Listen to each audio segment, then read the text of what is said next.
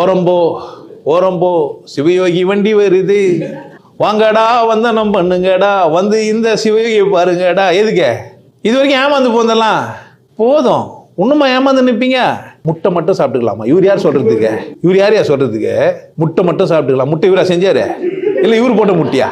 முட்டை மட்டும் சாப்பிட்டுக்கலாம் என்ன? அது சைவமாயிடுச்சு. என்ன கதை உன் கதை? என்ன ஆடு வரைக்கும் சாப்பிடலாம், மாடு சாப்பிடாது? என்னடா பிரச்சனை? புரிஞ்சிச்சா? இந்த மாதிரிலாம் ஏமாந்தா ஏமாறுறது யார் வேலையாகுது? உங்க வேலை. பிரச்சனை எங்க? உங்ககிட்ட. அப்போ மகான்க ஞானிகள்லாம் அவங்க வாழ்ந்துருக்கலாம், உண்மையா இருக்கலாம், பொய்யா இருக்கலாம், யார் பிரச்சனை இது? அவங்க பிரச்சனை. இப்ப நீ இருக்கிற உனக்கு கடவுள் தேவையா இல்லையா? வாழ்க்கையே இன்னும் எனக்கு வாழ முடியல, அடுத்த வேலை சோறு இல்லை போறேன்னா சோறை தேடு, வாழ்க்கையை தேடு, கொண்டாடு, தப்பு கிடையாது. நீ ஏன் கடவுள் தேடுற? நான் தான் ஃபீஸ் அதிகமாக வச்சிருந்தா இல்லையா? எதுக்கு?